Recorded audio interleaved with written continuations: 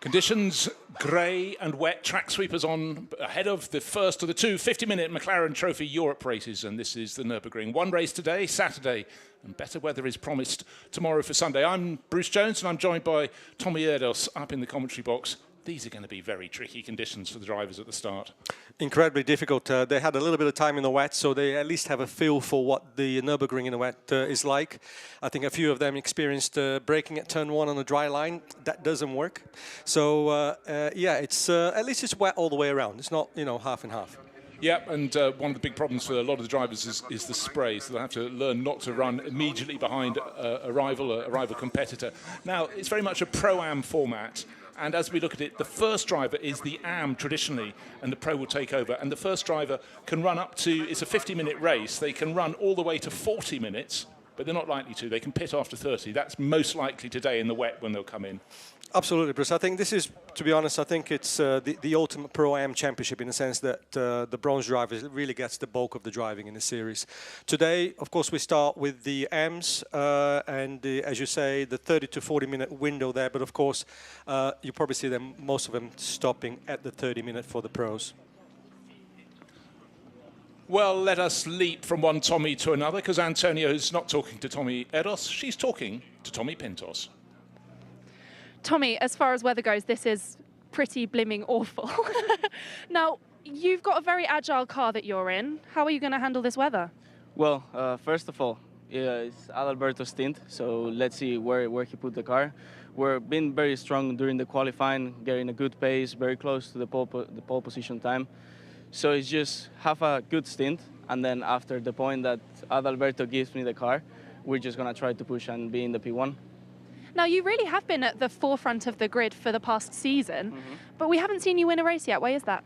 Well, I think it's just circumstances. In the first race in Misano, we got a difficult pit stop, then lead to overtake the cars. We finished both races in the podium. Then in Spa, we couldn't finish both of the races due to either collide or mechanical problems. But it's just the lack of racing. You never know when are you going to win or not. So it's just keep it up, and we'll come as soon as possible, I guess. I'm sure it will. Thank you very much. No worries. So that was the Madrileno, Thomas Pintos, and he is sharing with Adalberto, who he mentioned, the football club-owning Adalberto Batista, from your home country, from Brazil, Tom. Yes, fellow Brazilian, doing extremely well. In fact, during qualifying, he actually sectored the fastest first sector. So he was obviously second on the grid for Adalberto. Great effort. Adalberto's been very consistent throughout the races, and yeah, so the SMC entry there from Adalberto and Tommy Pintos. Tommy, of course, the current champion from last year.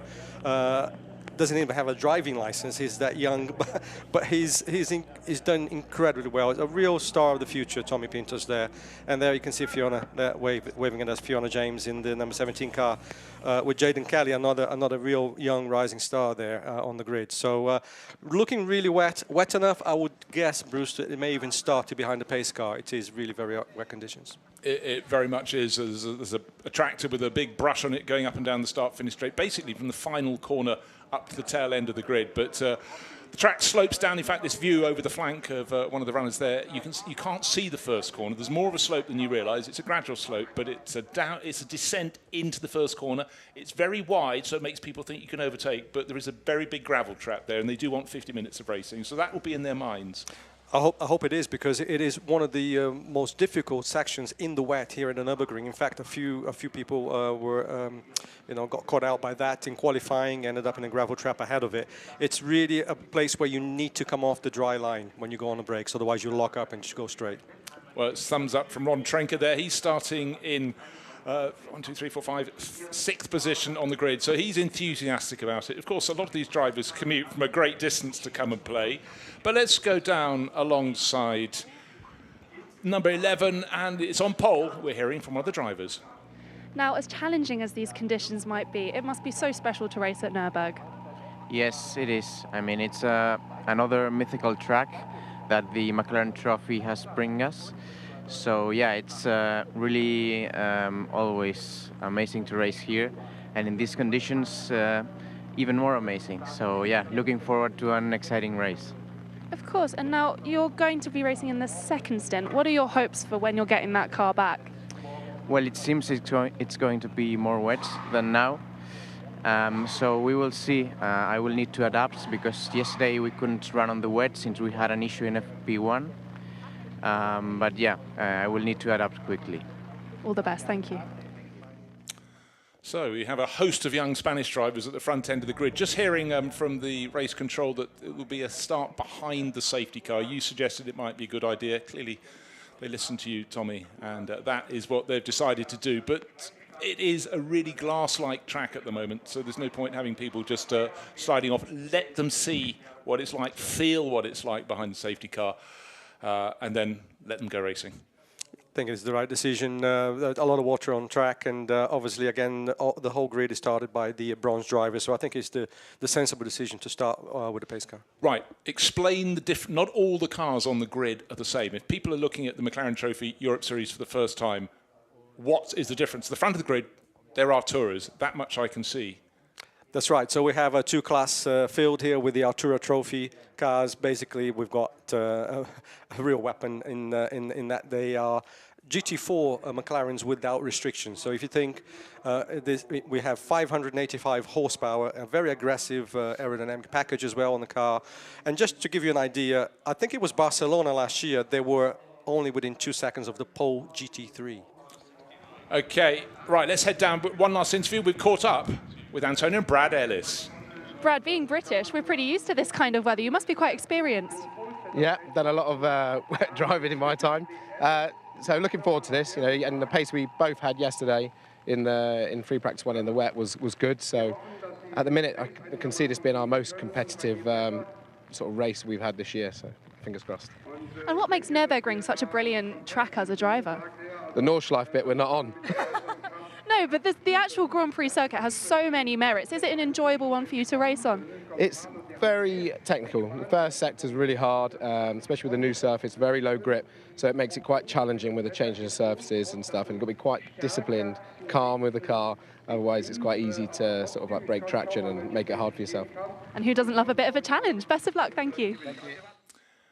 So there's Brad Ellis, complete with a McLaren liveried umbrella. He's clearly read the memo. So a little pat on the bonnet for Klaus Halsig, his driver, his co-driver, the bronze element of that Pro-Am lineup. So just keep it on the black stuff is his suggestion.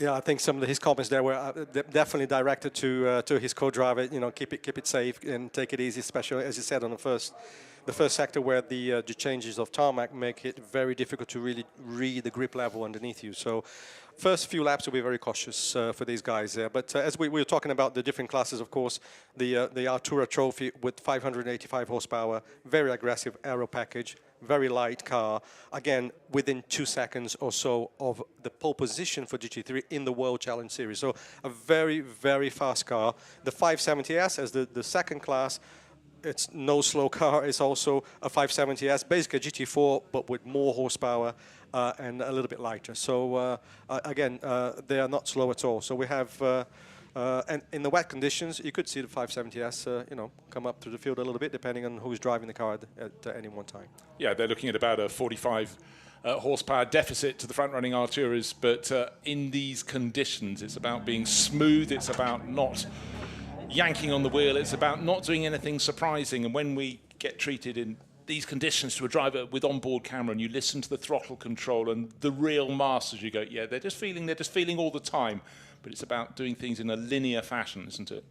Yeah, you have to have a real connection to what the tire is really doing underneath you and feel where the grip is.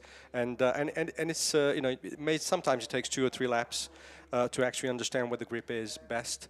But generally speaking, in the wet, you want to be turning a little bit later to corners, aiming for a slightly later apex so that you get the car a bit more rotated into the corner, able to then get the power on cleanly on the exit. That's where the wet driving really needs to take place, and these guys would have been told by their pro drivers as coaches as well. So yeah, hopefully we'll see an entertaining race, and the wet will bring an element of excitement for this race. Now again, for the drivers taking the start, and these are the AM elements, these are the bronze class drivers, there are so many things, if it's their first or second season, to take in. This is something different, starting behind the safety car. They've got to keep their focus, and remember not just to look at the safety car, but to feel the signals they're getting through the steering, how much braking they've got, how much grip, but it's all part of the learning process. And as you pointed out, 585 horsepower. They have got a lot of power, a lot of straight line speed. So good luck, guys. And girls, Fiona as well. Absolutely, Fiona there with Jaden Kelly. Yes, it's a real challenge. There is no doubt about it. Okay, let's go down the grid. It's SMC Motorsport first and second. Gonzalo D'Andres and Adalberto Batista on the front row. They're in the Gulf liveried cars. And then we move on to the second row, going down through the ranks of the Arturas at the front end of the grid. It's Albert Jochems and Fiona James. We saw her on the grid, car number 17. She will be starting fourth on the grid. Then fifth, we'll have Klaus Halsig and Ron Trenker. Danny Henry in the last of the Arturas will be starting seventh. Then Ryan James and Helmut Bacchus bringing up there. The last two runners are in the 570Ss. But as Tommy Erdos pointed out, actually having slightly less power may not be a bad thing in these very, very wet conditions. Yeah, absolutely. And if there was ever a scenario where they had to pit in to change tires, the 570S has a big advantage because they only have one wheel nut per wheel. So rather than changing 20 nuts, you're only changing 4. I like that. That would be a scenario to look forward to. Okay, and what we're just going to highlight again, it's a 50-minute race, and the pit window opens after 30 minutes. Any time up to 40 minutes, you have to enter the pits within that time. Tomorrow, when the pros start, it'll be flipped around. The first may only be 10 minutes for them, maybe 20. Yeah, so tomorrow the pros, as you mentioned, they will start the race. The pit window then is between 10 and 20 minutes. Of course, if the pros are in the car, they will all extend it to the maximum 20 that they can be and to maximize their performance. Okay, here we are looking at the spray being kicked up. Not so many cars, but they're still kicking up the spray. So again, they're just looking, are there any puddles on the circuit that's deeper than anywhere else? One other element, while they're going around behind the safety car before the start of this race, minimum pit stop times are also different according to whether you're in a 570S and an Artura. It's shorter for the 570S. We'll give you the figures when we get to the pit stop time, but it's another factor that could bring the 570Ss back into the mix. This could be a day that one of them strikes and gets the front end. Very much so. That's a very important point there, Bruce. And yes, for those of you who like mats, there are lots of mats to be made because it could potentially be a race-winning situation if you're in a 570S and with very little success penalty or no success penalty. So that'll make a massive difference to the end result. Okay, just touch on the success penalty while the cars are going around behind the safety car. How much do you get if you win a race? So 7 seconds are added to your pit stops if you win the race. 5 seconds will be added to second position and 3 seconds for the third position place. There's also a difference in that if you are a solo entry like Danny Henry, the Artura Trophy, Danny Henry is a solo entry. He stays in the pits, I think it's something like 12 seconds less than the others. Now that's a massive amount. So Danny could, if he plays his cards well here, he could have a result in his hands. I've only commentated on one of these before with you at Paul Ricard early last year, and I remember Danny got out of the car. It was a hot day, and he looked as though he had got rid of about 5 kilos of water. That's very physical because, again, you got actually, the circuit's not entirely dissimilar in format to this, but it was a hot day, a hot cockpit, and as he pointed out, he's not in his 20s anymore. So that was a big gym session. Absolutely.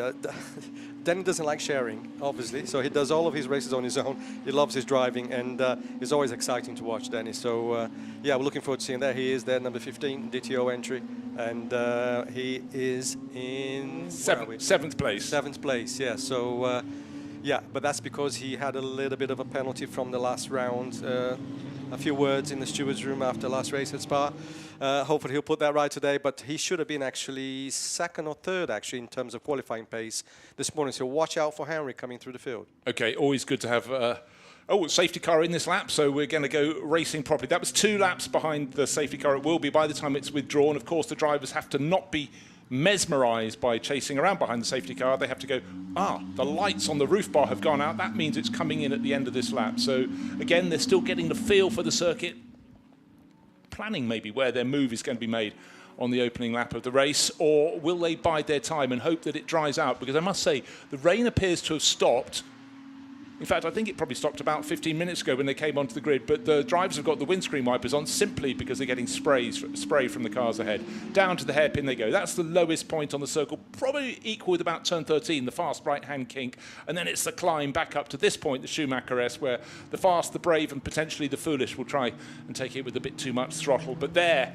great sight. So still the rain is coming down, so I was wrong about it falling, but then again, traditionally at the Nürburgring, you can have rain at the final corner, nothing at the first corner, let alone all the way down at the furthest point at the hairpin. So the drivers have to be, Tommy, right on the tips of their toes. Absolutely. It'll be really sort of, the first couple of laps will be feeling the grip level and all that. Good to see that, first of all, great call there by the race direction to get the pace car out there and then lead them around for a couple of laps. So that gives them a chance to get used to the condition. Looking at the track, I can't see any standing water, although the rain is still kind of coming down. It's not coming down heavy at all.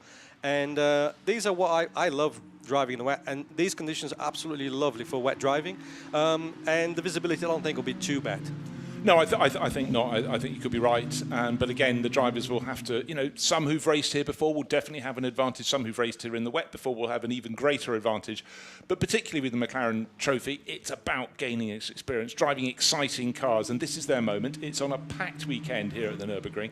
And a lot of them, ambitious drivers will have an idea on maybe moving up to another category further on. But the growth, as we come round the final corner, we are racing. Of course, there can be no overtaking for the lead before they cross the start-finish line. But the two entries from SMC Motorsport coming past in grid order, Gonzalo D'Andres and Alberto Batista following Albert Jochems in their spray. And there is spray. In fact, everybody seeming to be quite sensible on the run down to the first corner. Yeah, this is where it's going to bite a few people, and it already did. Look, there's Fiona. Is that Fiona James? There it is, number 17, just stopped short of just hitting the tyre wall there, but that's a long run through the gravel trap. Now explain why the tail came round on Fiona there. Unfortunately, Fiona was really on the dry line there, braking for turn 1, and that's something that she actually did in qualifying. We had a chat about that, but she was just maybe not quite concentrating enough on the start there. But yeah, a little bit too much speed, plus being on the dry line, just you won't be able to stop at turn 1. Yeah, again, drivers having to adapt their line according to the conditions. Sometimes it seems counterintuitive, and that is where experience plays. But even the front runner there, Gonzalo D'Andres, the front really washing around there as he comes up the slope. Windscreen wipers on in all of these. Let's take a look at the replay. Tommy, talk us through it. The front two runners come through fine. Then there's the spray, the mist, and suddenly Fiona James is going to have a starring role. Yeah, she moved out to the left a little bit too much there, and then went on the brakes, and there's just no grip on the dry line in the wet, I'm afraid. You look at the two SMC cars are quite a bit further in on the right, to the right side of the track to avoid that dry line. In fact, Albert Jochems in third place was quite fortunate. Fiona got very close. Maybe actually she had to jink to the outside because she was braking a bit later than he was. No contact was made, but they're probably still trying to get Fiona's car removed from the depth of the gravel down at the first corner of the circuit. But right now it's looking very tidy for the two SMC Motorsport runners as they come up in the Gulf blue and orange liveries, coming back up the slope towards the end of the lap. Yeah, the interesting thing from qualifying for the two SMC cars is that Batista, who is in second at the moment, he actually posted a purple sector in sector 1. He was losing quite a bit of time in sector 2 to D'Andres, to his teammate. So obviously they would have looked at that after qualifying, and Batista knows where he needs to make up the time. And we're having a safety car coming out. I just saw a huge gravel trap there. That's the outside of turn 13. Marshall looking tiny on that side, holding a little board saying SC. Well picked up there by the TV directors. The message will be put through, and it's on all the timing screens, so all the crews. How good is the communication to these cars around the lap? All quite clear? Very good, very good. In fact, from race control as well to all the teams. It's so everyone now will be aware the safety car is on, and of course everyone now is following. They'll have to clear obviously Fiona's car off the gravel trap at turn 1, and because that is a hot area in terms of people losing on the braking, so it could be a dangerous position to leave that. Yeah, she's absolutely straight ahead. Now look at the gravel trap, keep flipping round, a long way off the track, already being towed away, so hopefully by the time next time around the safety car we won't be under safety car conditions, but it's such a deep gravel trap there, and she went almost the ultimate distance to the back. She did, but then in qualifying she was actually able to drive out, and we were almost applauding her at race control because she was able to actually get the car out of the gravel, so obviously she went in a little bit deeper this time. Yeah, it's that moment we can just feel it sinking down. You go, okay, fair enough, I've been caught. But hold on, that's why the gravel trap's there, to catch any cars that are errant. So as per grid positions, there was no overtaking at the front. The safety car came out before the end of the opening lap of the race, and before the second lap of the race. Gonzalo de Andres started on pole. He was being chased by Adalberto Batista. That is where they're running. Albert Jochems, who very nearly got collected by Fiona James in the run to the first corner, carries on in third place, and Klaus Halsig in fourth. But actually, there's quite a distance between some of these cars. But now the safety car is here. The whole field should close back up again to give everybody else a chance. That's it. It would have had a couple of laps around the track now as well, so they'll be feeling a little bit better prepared for it. Good effort there by Joachim in third place, and Joachim and Charles Wolfsman, they are very, very committed competitors into the series. They've been at every race of the championship and last year as well, so great competitors. And so yeah, good to see Joachim in third place there, solid third place. And I've read that in 2025 there's going to be a North American series as well for the McLaren Trophy. Yes, very exciting news for McLaren in America. So that's already been announced. There's a calendar being announced at some point, but they're going to visit all of the really cool tracks in America. We'll go to COTA, to Indy, obviously the Indy track, Road America, VIR, Sonoma. So it'll be a fantastic series in America. Obviously part of the SRO GT American series. So yeah, great addition there for the calendar. Got your flights booked? I think so. Very, very good, Tommy. Great circuits. You know, when you go racing, there are some circuits you may think I may never get to race at because I don't race in a championship that goes there. But when you suddenly got a Road America in the mix, to me, that's exciting. Here's the message: we're going racing again, though. Safety car in at the end of this lap. So for all the drivers, they've just been backing it off a little bit behind the safety car, keeping their focus, hopefully keeping their windscreen clean, because always that's a problem when it's quite hot inside and warm outside, not so warm outside. It's what air temperature, 18 degrees. It's not really risen a great deal here today. It is summer, sometimes hard to tell, but for these drivers, all these little moments, and don't let it get in your mind. If it's starting to fog, just ignore it. You've just got to get on and it can be cleaned at the pit stop. All right, safety car in this lap, and the front runners have worked that out. They've seen the safety car pull out of the way, and this time Adalberto Batista's a little bit closer as they come out of the final corner to sweep down under full racing conditions again. Albert Jochems drops back a little bit, so it's the two SMC Motorsport Chargers still in the order they were at the opening stint of the race before Fiona James got it wrong at this very point, the braking area down into turn one. But oh dearie me, Adalberto. That's the thing about turn one. It's so tricky, and you could see that Gonzalo was to the right, absolutely correctly, and Adalberto was too much to the left where the dry line is, and you just can't stop it there. It's just a very, unfortunately, known place for being very tricky in the wet. And the difference between getting it right and getting it wrong, you can see, was absolutely tiny. And you can just imagine Adalberto Batista was going, I think the end's going, oh, it is, and round it went. In fact, he was quite fortunate when he rejoined just ahead of those two 570Ss. Didn't give them much space. But that means for Gonzalo de Andres, not only is he unassailed in the lead, he and Albert Jochems are pulling clear of the rest. And in terms of pace, Gonzalo should be able to stretch that further. However, it's going to be very easy to have a slip up anywhere around this circuit. So all these drivers are going to have to be absolutely on their best behaviour. Yeah, Adalberto that nearly had it, didn't he? He held the whole thing sideways there for quite a while. He actually minimized the loss there. You could have spun completely and then lost a lot more position. So not all is lost for the number 7 car, and he's got pace, so he'll recover. Well, he's already picking his way through the tail end of this field. He rejoined in just with the two 570Ss that are bringing up the rear of the pack. And then this is Adalberto. He's not standing on ceremony. Round the outside, thank you very much. Another position regained, so should now be slotting up into, I think, about third place now. He's got up to third. Yeah, great recovery there on that very lap that he was sort of half spun at turn one. So Adalberto's got a lot of pace, and in qualifying he was very impressive. He just needs to keep his head down and focus on trying to get to grips with De Andres again. But De Andres is very experienced. Look at the difference there. De Andres on the right, but Adalberto on the left, meaning on the dry line, and there's just no grip there. It's also at that point when you realise the corner is coming round, and your straight ahead is going off. Because it does kink a little bit just before on the entry to the corner. It kinks to the right before it fully turns through about 150 degrees. Yeah. And I think a lot of people think it's entirely straight, and then you turn. Right, end of the flying lap, and Gonzalo de Andres has opened out about a 4 or 5 second margin, just waiting to have that confirmed as the cars flash by 4.9 seconds, 4 or 5, I was in the ballpark there, over Albert Jochem's Adalberto Batista, setting a decent lap apart from that spin at the front part of it. He's 4 seconds down on Albert Jochem, so I think in 2 laps he ought to be on the tail. In fact, maybe slightly sooner. There is the second. This is the battle in behind. Sorry, this is 4th place going backwards. This is Klaus Halsik, Ron Trenker, and Danny Henry having a good little scrap. And right behind, we've got the 2 570Ss and Fiona James. Well, they've pulled her out, and she appears to be continuing in the race, but has lost position. You can see there Batista with the fastest is it 3rd sector.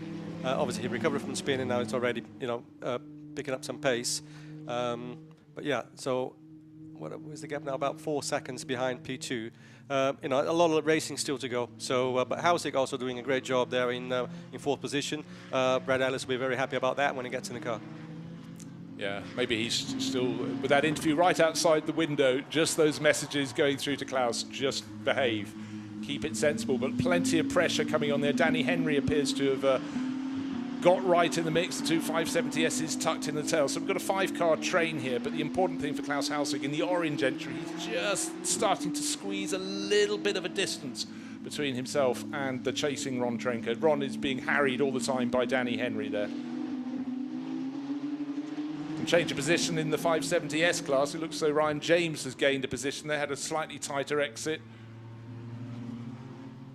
and picked his way past Bacchus at the tail of the field. You can see the visibility now is not. It's pretty bad, really. I mean, you can't see as much water on track.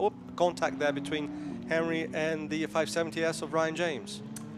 Unfortunately for Henry, he was trying to attack the car in front in the nicest way possible, having a good battle with Ron Trenker, but then Ryan James, having just gained 1 position, tried to gain another, and it was the lightest of touches, but on a wet track, a little bit of impetus and the tail will go round if it's given a push like that. Doesn't take a lot, does it, to get it the car spinning around? So I didn't see the beginning of that incident, so maybe we'll have a replay at some point. But yeah, obviously a very light contact there. Right, through the spray, going on to lap number 7 goes Gonzalo Andres. He's gained a second on that lap, and Adalberto Batista is now a 2.5 closer to Albert Jochems, who's the meat in the sandwich of those 2 SMC Motorsport cars. And second place, Jochems runs just too deep into the first corner, hauls himself back onto the track right in front of Adalberto Batista, and you feel going high. Oh, he's trying to go the whole way around the outside, and it's a very, very long run between turns 2 and 3, but the job has been done. That was very bold from Batista. Up into second place he goes. And look at the lap times. Batista was a 2.5 faster than De Andres in the lead. He's really got, obviously got upset about his half spin in turn 1, and it's really hammering down now. He's got a lot of pace. Yeah, the real question is how calm can he go? There is the visual as they go through turns 5, that's 5, and then turn 6 here, right there for Adalberto Batista, up into second place now, but it's sometimes easier to be the one who's doing the hunting than the one who's the hunted. And don't forget, race leader Gonzalo Andres, he will have messages from the pit wall, but with his own spray, it's trouble to really place exactly where Batista is, but he will notice the colour in the background, the pale blue and the orange, is getting a little bit closer all the time. In fact, Batista is flying. He is. He's really, really great recovery from his turn 1 spin. And but De Andres has some pace left in him for sure. You're absolutely right, Bruce. I think he's just sort of managing the lead at the moment. I think once he sees that the gap is closing, tighter, that he will probably speed up a little bit, but Batista has a lot of pace, so it'll be an interesting battle between the 2 SMC cars. Right, well, Ryan James going increasingly well. He's leading the 570S class. It's a class of just the 2 cars at this race meeting, but he and Herman Bacchus have got past Danny Henry after that moment where Danny was given a bit of a shove. I'm sure Danny will be coming back at them. He's got the whole race to do it. He hasn't got a teammate, so he can build his attack, but American racer Ryan James racing with Greystone GT, now pushing on to see what he can do about Ron Trenker. Ron, right in front of me, is going, right, here we go. Let's see what we can do. I should be faster. I've got more horsepower than the 570 that's chasing me. But as we said, Tommy, before the start of the race, right now, they can't use all their horsepower because they've got to be so judicious with how they apply the throttle. No, very, very much so. These guys, big learning curve, obviously, in these conditions. Very, very difficult conditions. I mean, Trenker also has quite a bit more downforce than the 570 behind him. But Ryan is obviously driving very, very well. And of course, when he comes in the pits, Ollie Webb will take over. And Ollie is a great driver, and I'm sure he'll enjoy the wet conditions. Yeah, and as we said, the pit window opens between 30 and 40 minutes into this race, so we're not there yet. But depending where you are in the race, if you're oh dear, suddenly Ryan James almost having a Fiona James moment down there, or an Adalberto Batista moment down into the turn one, but he just hooked it back again. So he's young American, clearly pushing, very exciting prospect here, but he just almost got his enthusiasm ahead of him there. So hauled it back in. Yeah, I got a little bit excited with the Trenker car in front. Sorry, the Halsey car in front, and trying to get a bit too close too soon there. You almost need you do need a diagonal line braking for turn one. You need to be further to the right on a straight line, diagonally coming out to the left before you turn in. If you go just a little bit to the left on the braking, you will slide. Oops. We're about to have another overtaking manoeuvre. Suddenly we've got number 80 losing a bit of ground. That's Ron Trenker. He lost the position to Ryan James. That's why Ryan's up into fifth. And now Ryan is pushing very hard on Klaus Halsig, nose to tail they go. But Ron Trenker's dropped back a little bit. Herman Backus got through. Now this is the battle for fourth place at the moment. Ron Trenker, we did say, did we not, Tommy, that the 570S with rather less horsepower might have, these conditions might suit them. It closes the gap. They've got 540 horsepower. The Arturas at the front have 585. But as you can see, the drivers here are having to be careful, have had to be cautious. And maybe all that horsepower, the 585, is a bit too much for some of the drivers in this condition. Very much so, but don't forget they have the electronics to help them as well with the traction control. It's all adjustable. And but yeah, it's with all the age that you may have in the car, again, you're driving, as you say, very powerful cars on a very slippery track, so it is tricky. Really is. Starting to see the American racer Ryan James experimenting with different lines, because he knows that if Klaus Halsig stays where he is, he's got to go around the outside or up the inside. He's got to work out where the grip may be. The person who doesn't have to work anything out too much is our race leader, Gonzalo de Andres. What's the gap now? 7.4 seconds. On that lap, he actually... he clawed back 0.03 of a second. His lead is going out again, the race leader, by next to nothing. We thought Adalberto Batista went towards the tail of the field, got himself back into second place, moved past Albert Jochems to do so. But just here and now, maybe he's becoming a little more cautious. Maybe his windscreen is steaming up. But certainly Gonzalo de Andres, you said he had more to give, and that's what he's producing, Tommy. You can see on the last lap time for De Andres there, obviously he now has the fastest lap. So of course he was managing the gap that he had. Now the team would have told De Andres that, you know, your teammate is getting closer, and there you go. He just opened up the gap. But 7.5 seconds is a nice little cushion there for Gonzalo. And but great job by Batista there after his slight mistake. He's recovered very, very well. Yeah, you do wonder if he hadn't made that mistake. It must have cost him, with that rotation, 12 seconds or something like that, maybe slightly more. They also had to do overtaking. He did that very quickly, almost within one lap of that spin, 1.5 laps. He got himself back ahead of Albert Jochems up into second place. But as the cars come out, there is the chasing Batista. He does look every moment of 7 seconds further back. Coming up, this is the Schumacher S.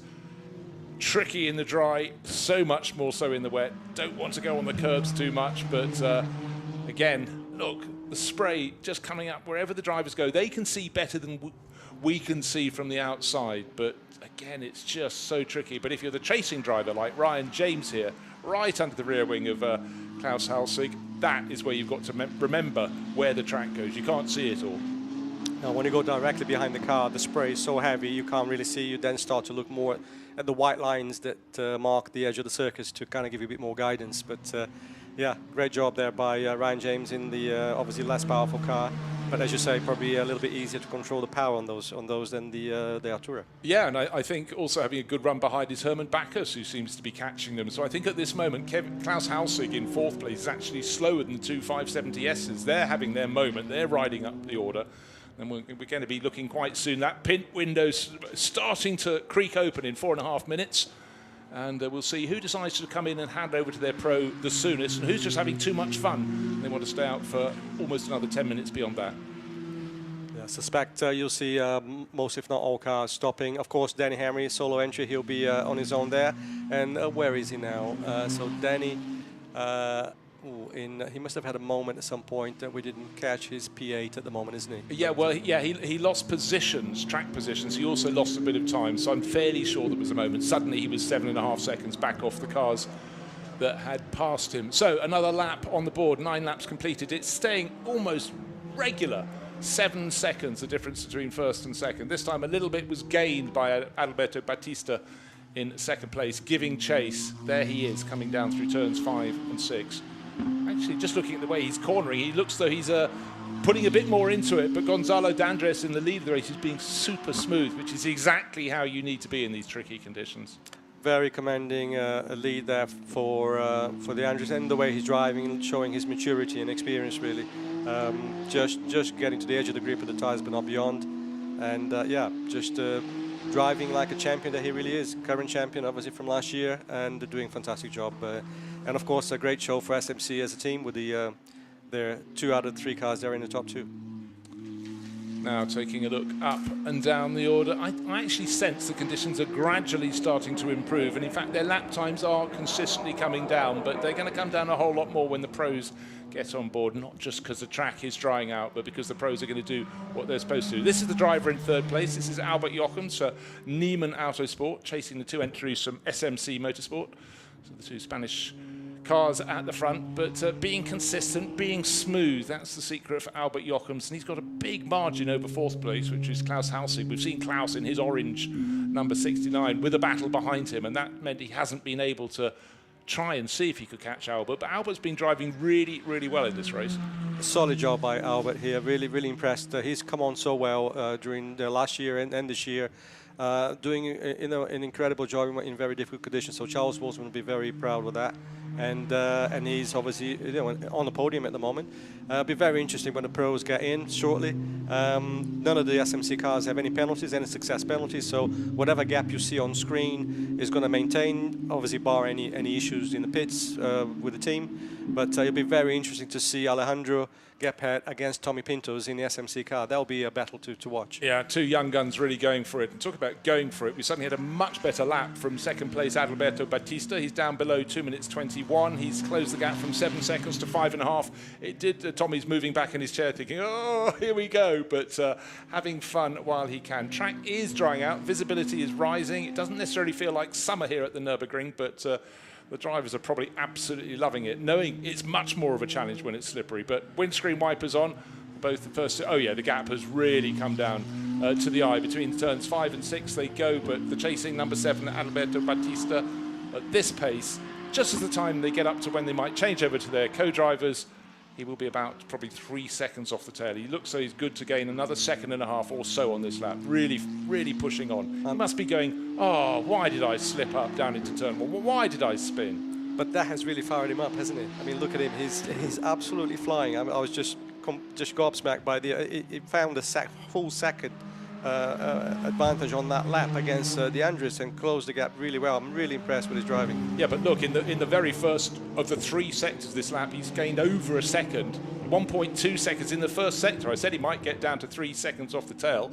I thought I was slightly joking, but I actually could be almost right. But they know that the pit window is going to open when we're 30 minutes into the race. That's 1.5 minutes from now, so they'll have to do this lap and the next one before they could possibly come into pit. And maybe someone a little further back will have that 30-minute point reached, and they can dive in at the end of this lap. We'll keep an eye on the clock there. Here we have a minute and a quarter. So for these 2 SMC Motorsport cars at the front of the field, they definitely are going on to a further lap. Fascinating battle there by the 2 SMC cars, really, and that first sector from Alberto being very strong. It was already in qualifying. We knew he was very quick in that first sector, and he's proving that again. And obviously, whatever deficit he had in the second sector in qualifying, they've obviously worked that one out. And yeah, putting some impressive laps there.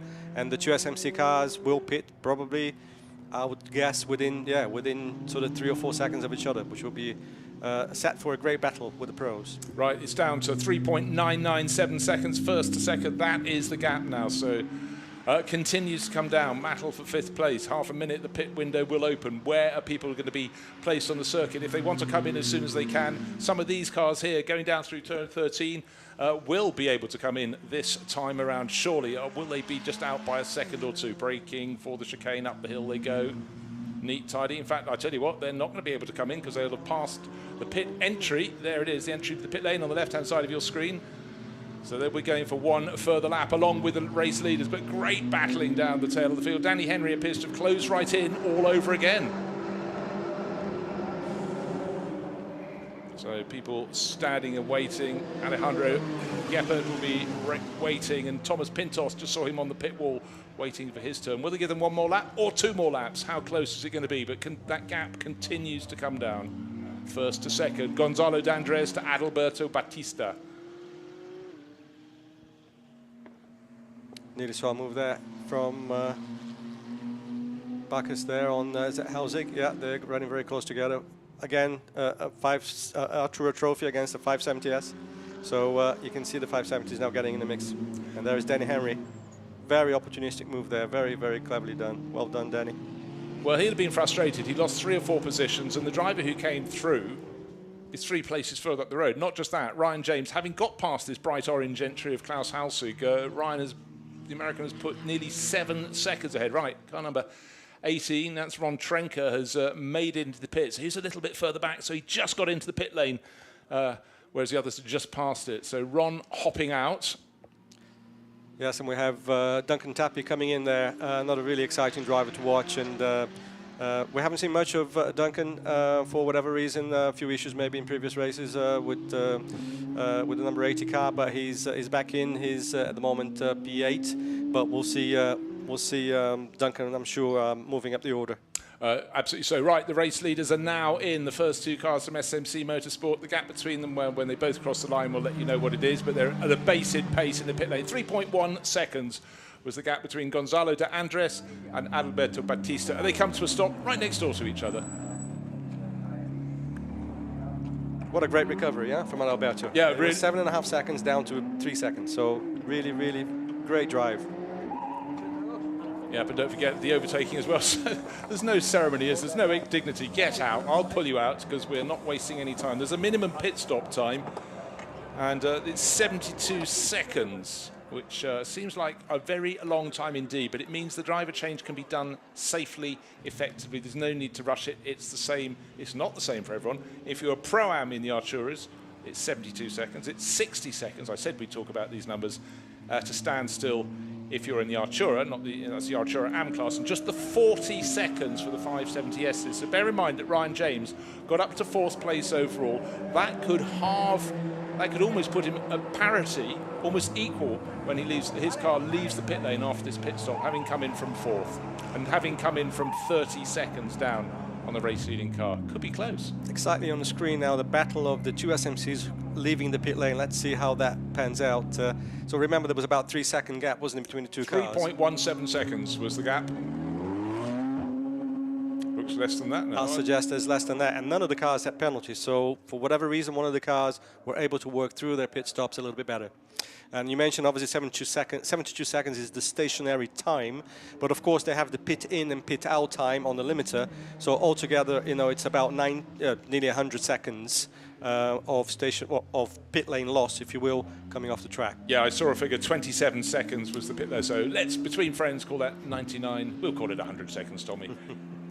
Now, of course, I'm trying to work out which of the other cars had success penalty from last time out from Spa-Francorchamps. The race winner was Jaden Kelly's car, wasn't it? So that's right. That doesn't affect the front runners, you pointed out. No, it's a little bit unfortunate for them as well, because they've not had really a good race at the beginning there. So and they have to get another 7 seconds when they come in. But yeah, the other 2 cars are not here this weekend.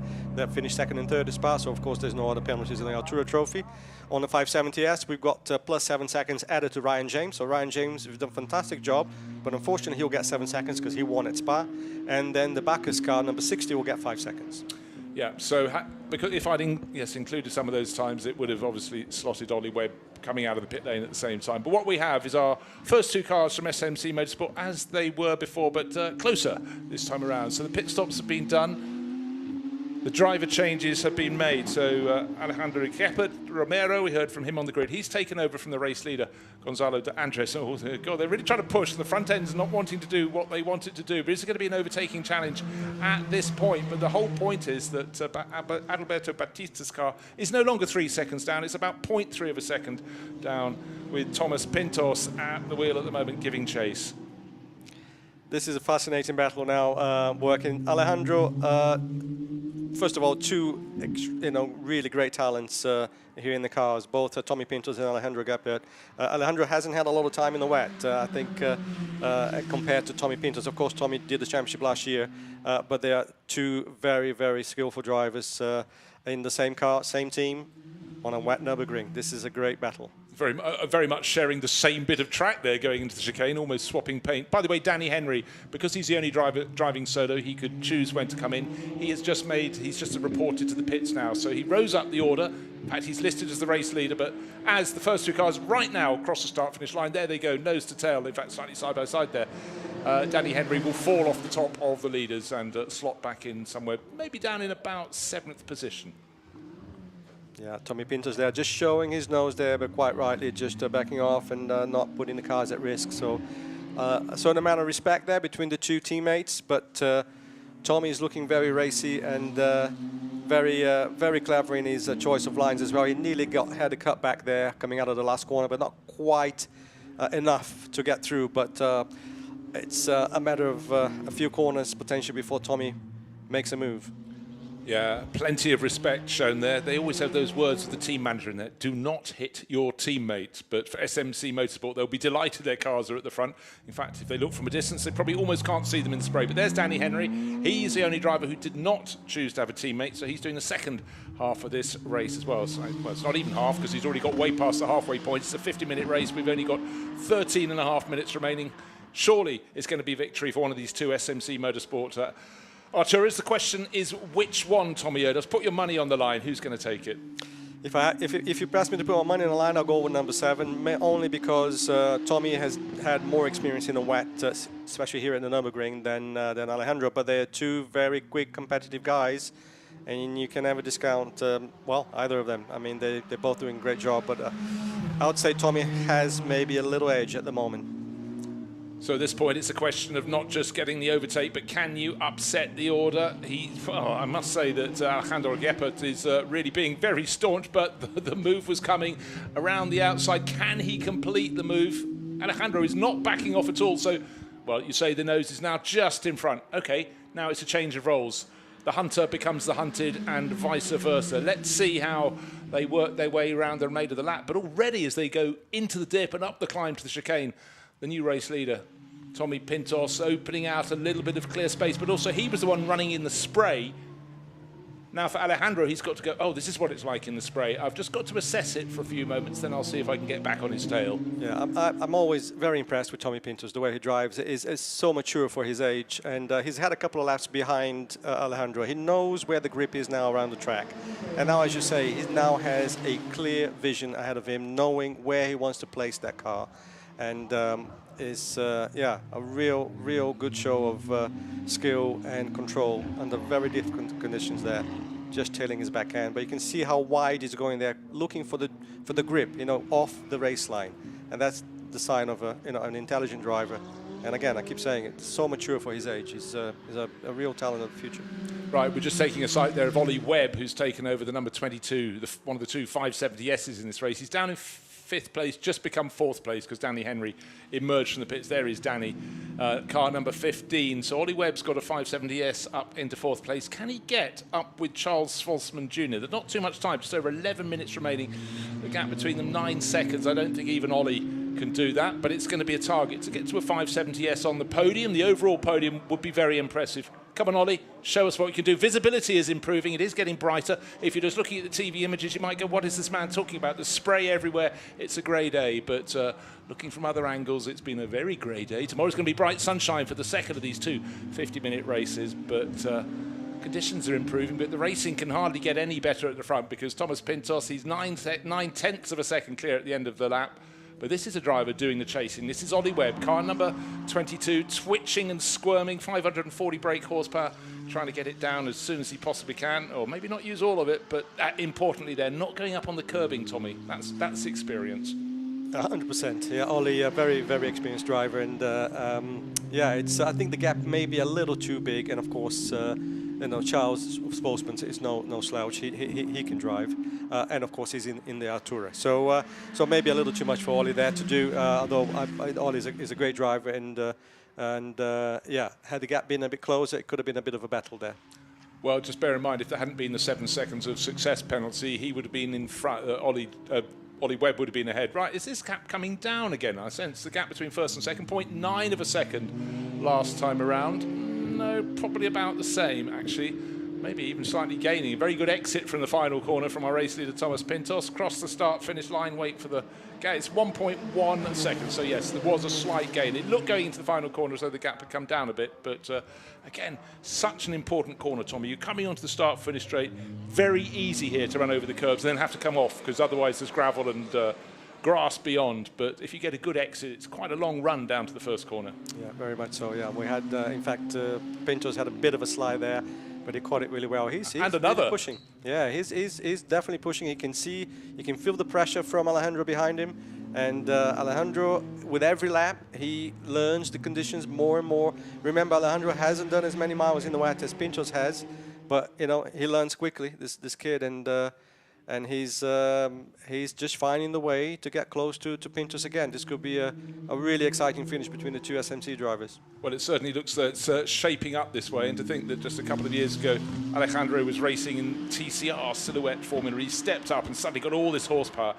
But the two mistakes at the start of this lap were both from Tommy Pintos in the lead. Both little twitches, and each time a much smoother line. Well, that's a very deep charge from behind down into the hairpin. It wasn't a serious passing manoeuvre, but it was also looking for the driest part of the track down there. He's working, but what's not working for him is the clock. Only 8.5 minutes remaining. He's going to be there till the end. The big question is, can he mount it back, and can he ruin your suggestion that the number 7 car is going to win the race? It's so difficult to predict, really, between those two guys. They're both driving extremely well, and but in these conditions, any one of them can make a mistake, and it doesn't take much to lose control of the car when you're pushing that hard and when you're under that much pressure. And again, when you get these very mixed conditions, spray a problem, but just the level of grip, and it's slightly changing. It has stopped raining now. No more rain on the window of the commentary box. In fact, it had stopped just before the start of the race. But for a lot of these drivers, they only get in with 15 minutes remaining in the race, 20 minutes remaining in the race. Not a lot of time to settle down. And talking of settling down, Charles Volsman has the fastest lap of the race. No, he doesn't. The driver who has the fastest lap is Brad Ellis, 2 minutes 17.6 seconds. So his best lap is 2 and a bit seconds faster than Tommy Pintos and Alejandro Geppert. The track is drying out. Those lap times are going to come down. What can Brad do? He's right on the tail of Danny Henry. In fact, he might have even managed to get past. They're fighting over 6th position overall. Here we are looking at the car running around in 3rd place, Charles Volsman, who actually is just bit by bit, some laps, catching the front 2 runners. In fact, he's matching their pace. Yeah, almost equally. Volsman doing a great job. He's been consistent, the whole season really. So deserves a podium if he does indeed manage to do that all the way through to the end. Ellis, obviously, very impressive lap time. Brad only knows one way, and that's flat out all the time. And he's a very talented driver. Shame he wasn't closer to the top 3 there, top 4, to join the battle. But hopefully we'll see him feature a little bit further to the front in race 2 tomorrow. Well, it did sound in the pre-race interview as though he quite fancied turning left just instead of going to the right at the final corner, going out onto the Nordschleife. He's got just ahead of Danny Henry. There's Danny going through the murk, but right up front is a proper battle for the race. 6.5 minutes remaining. The door half open. That's fully open down the inside. The place does change, but, well, that is a fantastic manoeuvre. Because the change, Tommy Pintos then tried to put the power down, couldn't because he was up on the curbs, so first becomes second and vice versa. I've got to say, that surprised me from Pintos because the previous lap and the previous 2 laps, Pintos knew that Alejandro was making a lower entry line into that corner. And knowing that, he still stayed wide, and that just invited Alejandro to put his nose in. So, that was surprising that in a way, Tommy Pintos there left the door a little bit open, and Alejandro got through. But this battle is not over. No, it certainly isn't, because once this battle for first place had come down from under a second to half a second, it looked as though Tommy Pintos had enough in the bag. But I said at the start of the previous lap, Tommy was making slight slips and slides, but Alejandro seemed to have it pointing in a straight line more of the time, and that helped him close in. But I still thought Tommy had the speed, so I was really rather surprised he left the door open down at the hairpin. But it's not over yet. 5 minutes remain. Looking at the third place car, Charles Schwartzman going very nicely, lapping at a very good pace. In fact, he's just put in the fastest first sector of anybody. And confirmation, by the way, that Brad Ellis did get past Danny Henry and then put 5 seconds on him. He's now closing in on Duncan Tappy.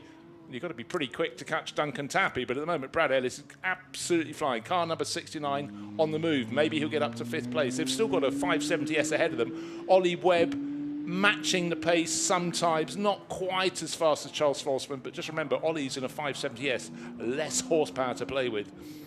Yes, great job there by Ollie. Not surprisingly, he's a very talented driver, and yeah, would have been nice to see him a little bit closer to Charles Schwartzman there on track to see if there was any chance we could have an upset and get a 570S on podium. But yeah, great job there by Ollie. And but yeah, with the front, we have still 4 minutes to go, so it's still a good couple of laps there for Pintos to do something about his teammate. Well, Brad Ellis, car number 69, right on the tail now of Duncan Tappy. They'll have raced against each other an awful lot over the years. The spray pouring out of the back of their Arturas and the 570S of Ollie Webb as they flash past down to the first corner. This is the corner where lots of drivers on the left-hand side of the circuit, from a driver's point of view, had their problems. These two drivers not likely to have it, but I tell you what, Brad Ellis is being told if you're going to come round, Duncan Tappy's saying to Brad Ellis, if you're coming round, you're going to have to take the long way, mate.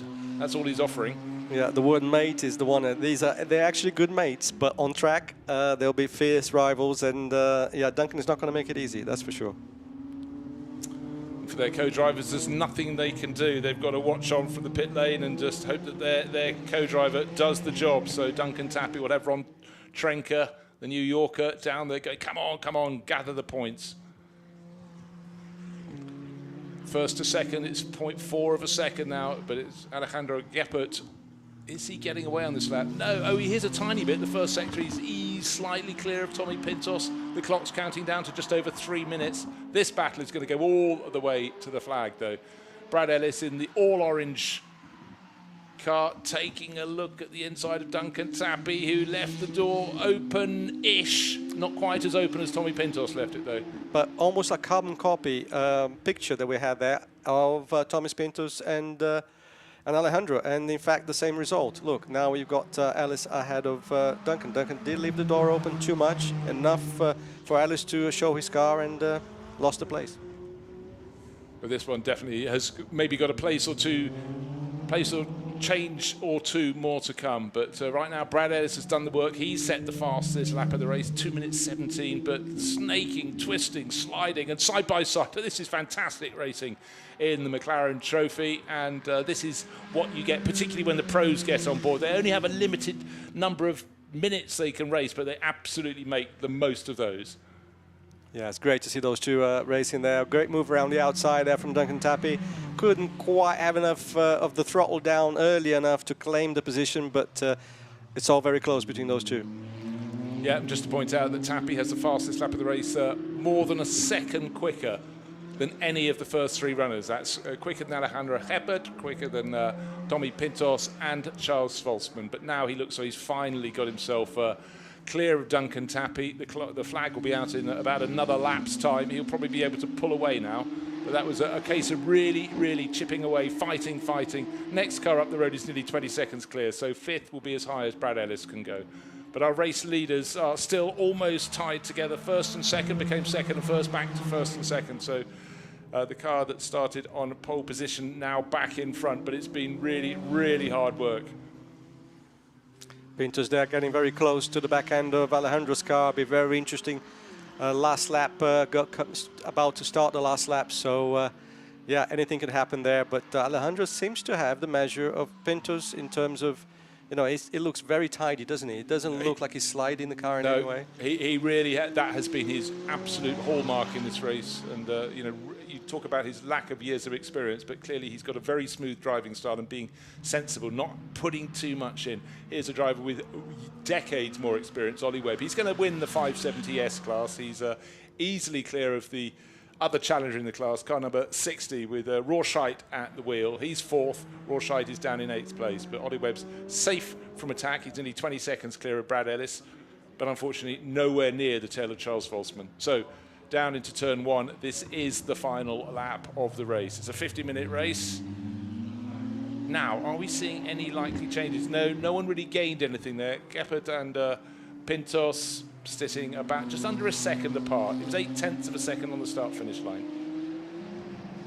This is the hardest lap for Alejandro because he knows he's on the last lap, but he can still make any slight mistake.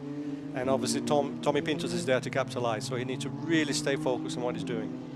Before the race, we heard Antonio speaking to Tommy Pintos down the grid. No wins yet this year, whereas already Alejandro and teammate Gonzalo D'Andres have a 2nd place and 2 firsts, where the tally is just 2 third places for Alberto Batista and Thomas Pintos. It looked as though a win might have come their way today, but I think this is going to be another one that's got away from them. The pace is there, but these have been, Tommy, very, very tricky conditions. And in fact, the drivers have done a very good job. Fantastic job, especially the bronze drivers at the beginning of the race. What a great performance there from them, and credit to their counterparts, their pro drivers as coaches as well, to sort of pass on all their knowledge and prepare them for such difficult conditions. But yes, as you mentioned about the championship, we have D'Andres and Alejandro Geppert. They are leading by a good margin already with 42 points. So this potential win coming in only a few corners will extend that lead, and Tommy Pintos and Batista, I think they're 4th or 5th in the championship at the moment, so they really desperately need a good result. So yeah, it looks like look, Pintos still trying very hard on the curbs there at the exit of that right-hander, but I'm afraid it's a little too late for Pintos. Well, he looked down a second ago. He had a real tail moment out there. Tommy Pintos had not backed off, and he nearly came away with absolutely nothing rather than the points for 2nd place. But he's still close enough to make another move. We haven't got a great deal of distance to go. This is the approach to the final corner. He's taking a look up the inside. Was that... Who can get the power down? So, the front starts. I thought he'd done just enough to move ahead. And Alejandro Geppert probably didn't think he was going to make a move over the start-finish line. The gap between them is 1/10 of a second. Just waiting for confirmation. That's nothing. 0.213 of a second. Oh, my word. So desperate for victory. We thought it had got away, but never stay die from Tommy Pintos. What a fantastic end to the race there for the SMC crew. Great, deserving winners, both of them, really, and the team does an amazing job, really. And what a great surge there. I think Thomas Pintos using all that he could, including flashing the lights coming into the chicane to Alejandro to try and unnerve him. And maybe he did, because he got very close after the chicane. So, yeah, good racing by these two very young, talented drivers there. No, it really was very, very good. In fact, he was close enough in the final corners to lean out the window and knock on the window of Adalberto's car. He wasn't flustered. There is the winner in the 570S class, 4th place overall. Great run for Ryan James and Ollie Webb, who brought it home. But in many ways, almost the driver of the race was Brad Ellis, and the sheer pace he had. He worked his way up the order in the number 69 entry that he has driven so well, fastest lap of the race. But he enjoyed some good racing as well. That was the point. It's not just running line astern, it's having to hunt down. He had a good battle with Duncan Tappy, came out on top. So there'll be some bragging right, and someone else will owe someone else a drink. But victory went to Alejandro Geppert and the number 11 crew. And that was a fantastic run for he and Gonzalo D'Andres. That's 3 wins in the past 4 races. Tomorrow will come, it'll be a totally different playing surface. It's going to be bright sunshine, no slippery surface, we hope. But anyhow, for drivers learning at the Nürburgring, this is a fantastic opportunity to behave really well. They learnt a great deal this afternoon. Very much so. I think, again, hugely impressive performance by all of the drivers, but more importantly, obviously, the bronze drivers who, didn't make many mistakes and gave the cars back to their pro in great condition to finish the race. So, yeah, so tomorrow, as you say, I mean, I love your confidence about your weather prediction, so I hope you're right, and we have a dry race where we enjoyed this wet race today, but it'd be nice to have a dry one as well. It would. You learn twice as much having 2 different weather conditions. But Gonzalo D'Andres and Alejandro Geppert Romero. It's still raining a little bit around the circuit, but the victory by, look at that margin, just over a fifth of a second, and chasing all the way to the end. Thomas Pintos and his Brazilian teammate Alberto Batista, and then the Dutch duo of Albert Jochems and Charles Volsman.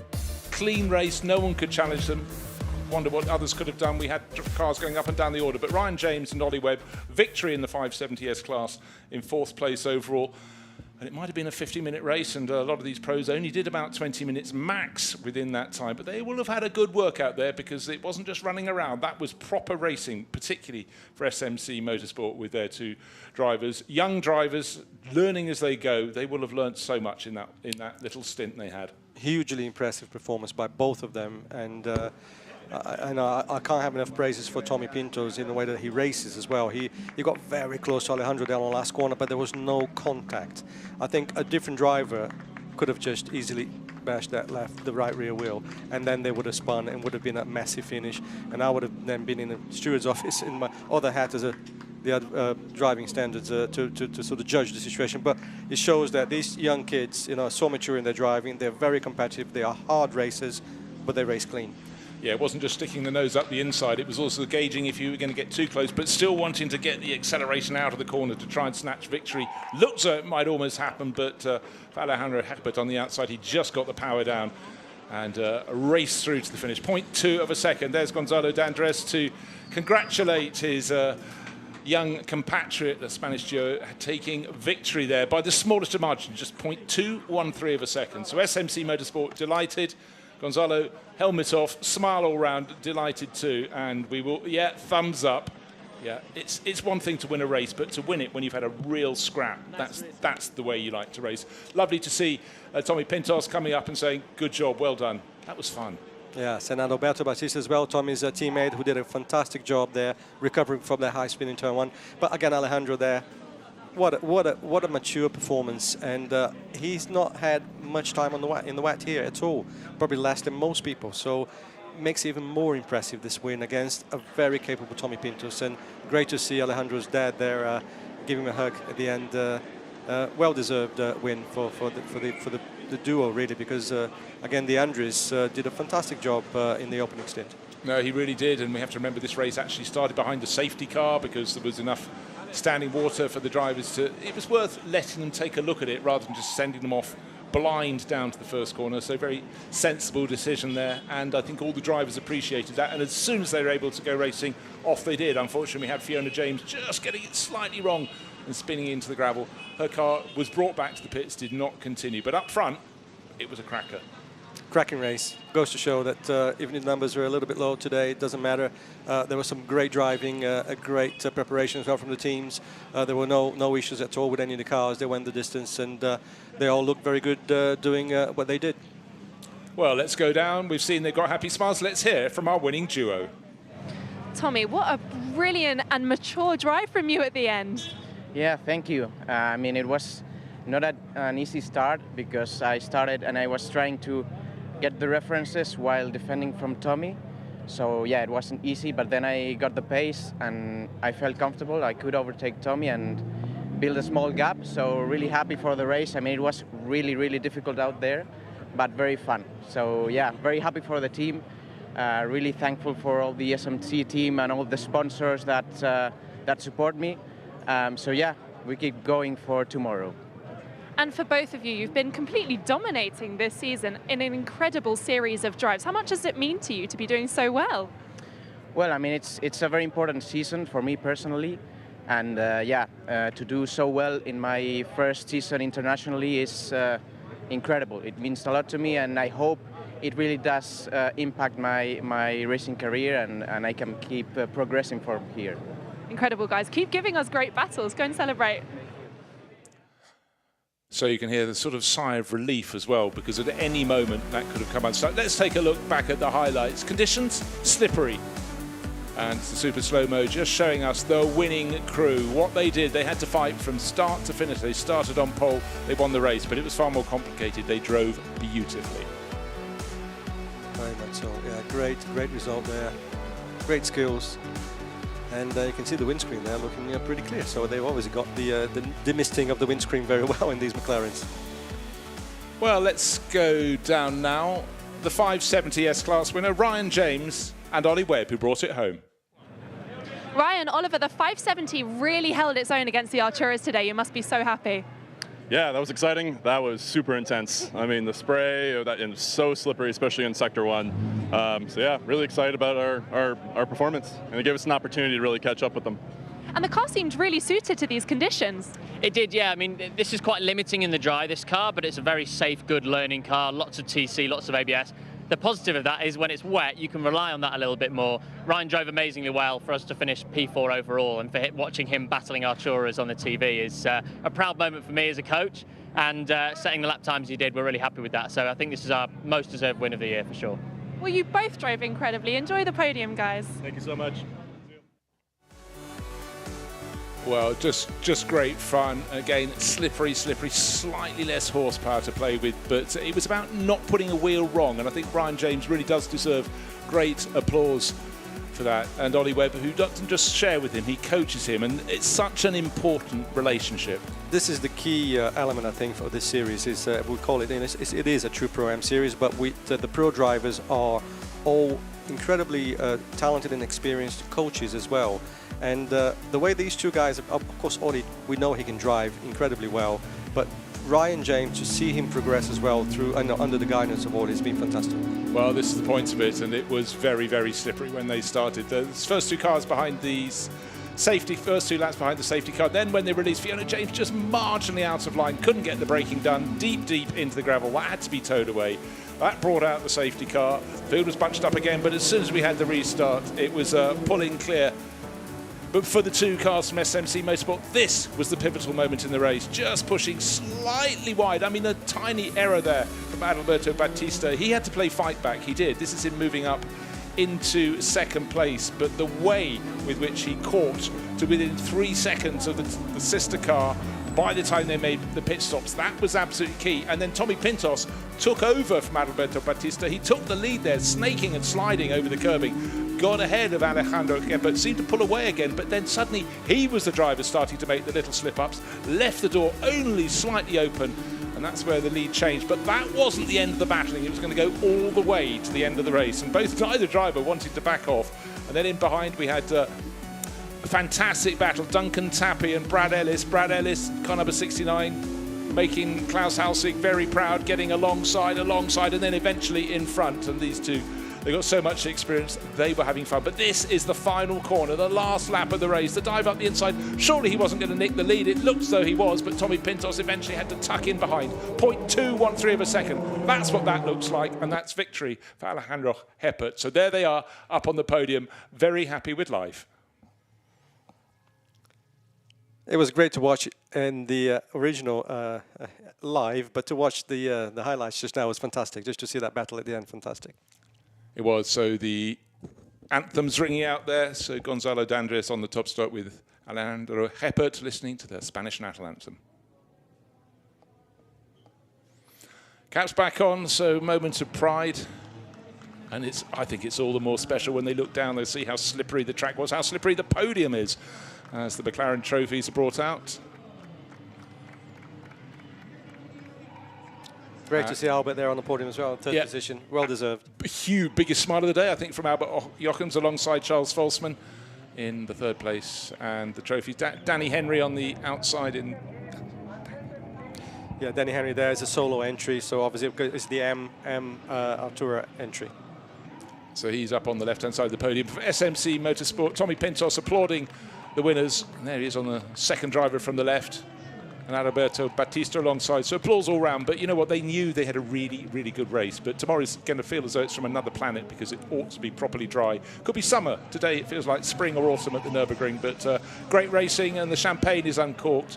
And for the McLaren Trophy, that's another one chalked up. And for the crews that missed this weekend, they'll be looking at this going, oh, why didn't we come? But it's all about learning. But right now, it's in the championship, it's all about gathering points. Next round after this one, where are we next out? So after tomorrow? Monza. Fabulous. That's it. Historic place, and such an aura about Monza. And looking forward to the next event. Yeah, looking like we will get some more entries as well, so that's looking good.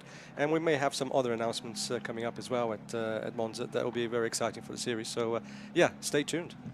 Well, Tommy Eddles, thank you very much for joining me in the commentary box. We've nearly come to the end of the broadcast, but another race tomorrow. We'll see how that one works out. But today, slip sliding, but some great racing, some great passing, a couple of little spins and slip-ups. But for all the drivers up there on the podium, they can sit down now and go, phew, that was fun. That was proper fun. But in terms of attention, when the conditions are like that, you cannot back off for a second.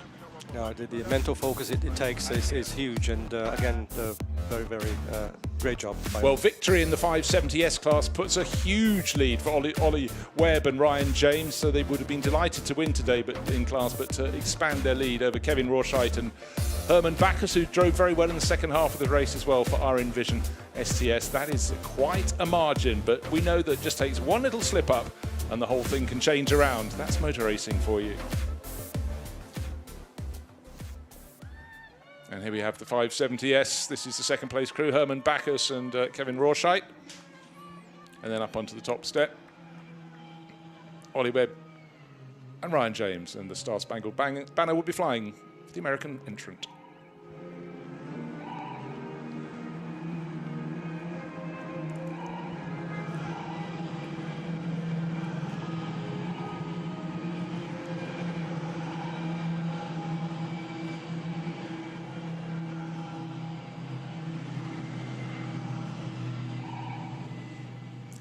So as the music fades away, the McLaren trophies will come out for this McLaren Trophy event, this packed weekend at the Nürburgring on the Grand Prix circuit. And points advantage looking very tidy for the drivers on the top step there. Ryan James, the taller figure, and Ollie James on the right-hand side of the podium, but plenty of smiles from the all-German crew alongside Herman Backus and Kevin Rorscheit. But Ryan James has the biggest smile of all. And they will have their photographs, they will spray their champagne, and they'll be looking forward to tomorrow, to race number 2. Conditions were very, very tricky today. And that's it from the first of 2 rounds of the McLaren Trophy here at the Nürburgring. Do make sure you join us tomorrow. It was a cracker, but advantage to SMC Motorsport.